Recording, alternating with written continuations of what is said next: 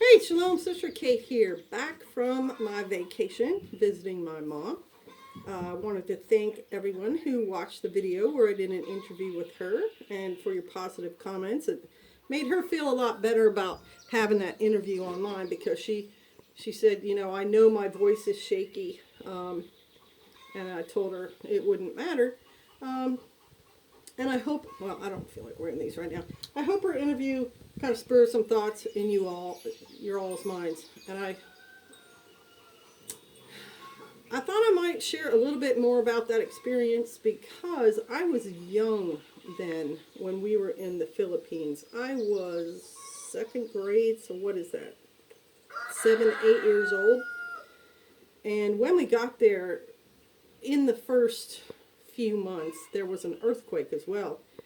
And I used to tell my husband, like, I've been in a pretty big earthquake. And he hears, but we don't really pursue it. And we finally checked up on that earthquake, checked the news for the years that I was there. And it was a 7.1, which was a pretty big earthquake. And I remember at the time, our parents got all of us kids outside and everybody got outside and we could see the cars moving back and forth and the ground moving with that earthquake. But nothing untoward happened to our family or the house we were living in that. Oh my goodness. Hello. What's going on? Um, right? They always want to get in on the videos. You all know that. Well, with this typhoon, which I again went back in the news reports and everything, and I'm pretty sure it was Elsie. I wasn't really paying a lot of attention in those days to, what storm was coming through. Of course, my parents did, and they were pretty serious about it coming. And I remember the night it actually hit Manila, my parents moved us out of our bedrooms, and I think we were all down in the bathroom, which was like a centrally located room in this house. And the house was, I think it was concrete block. And so it was fairly sturdy, but as my mom and I recalled, there were many people in our neighborhood, and it was a regular neighborhood, the roof ripped right off their homes. Ours did not. But we were down in the bathroom and, asking those typical kid questions like what's going on and what are we doing here and how long are we going to stay there and so on. And we stayed there, and of course you hear the wind and the noise and the rain and is going on. And we stayed down there for probably a few hours until the worst of the storm had passed and we could tell the wind was starting to die down. And when I went back up into my room, because I had two brothers, and I was the only girl, I had my own room. When I went back up into my room, a big old board had crashed through the window and landed on my bed. And it was probably a 6 or 8 footer and maybe a 4x4. And when we all went up there, we were kind of surprised because, of course, there was noise during the storm and our floors were all wet. Water had come in the screen porch and so forth. It was, our house was sort of in disarray. And we may have heard the noise of that window crashing. I don't remember, but we were all kind of surprised that that board had fallen right where I would have been sleeping if my parents had not had us move down into the bathroom. So that was one of my big memories from that storm, was how the Father spared me. Because as an 8-year-old getting hit by a 4x4 with winds, 150 miles an hour could have been really bad.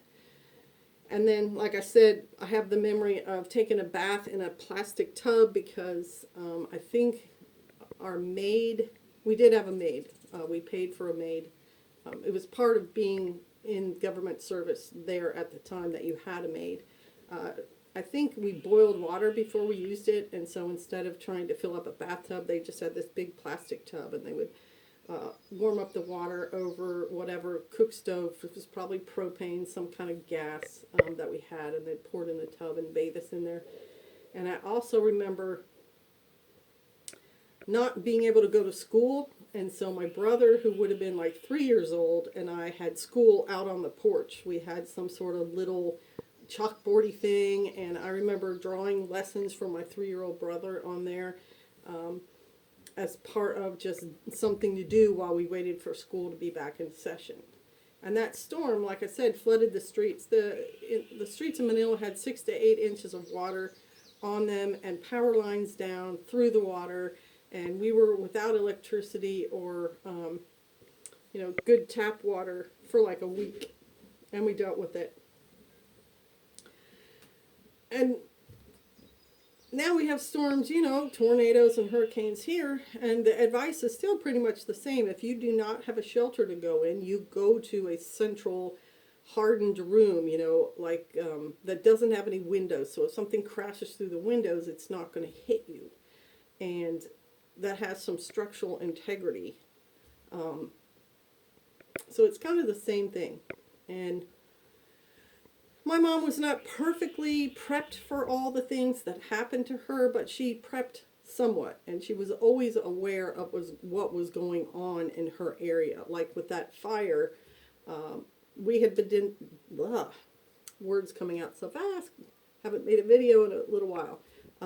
We had been down visiting her. We had driven down the highway and seen fields on fire off to the side, but they weren't out of control.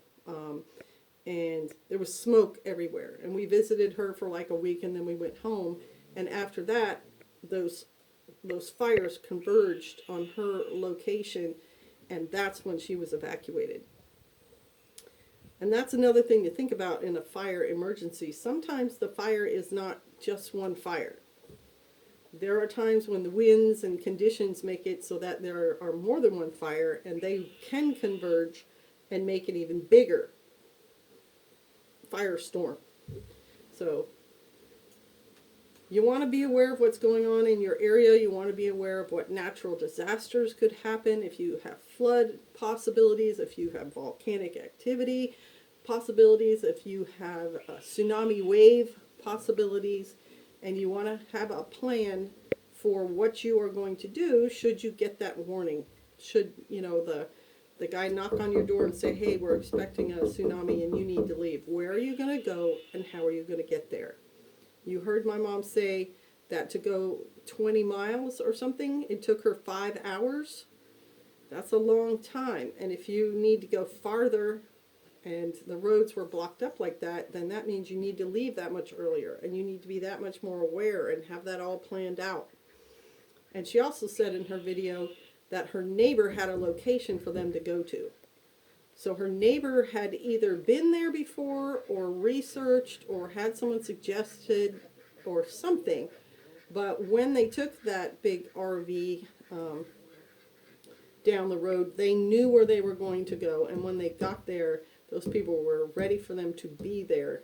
And that location had hookups and everything for the RV. So their basic needs were taken care of.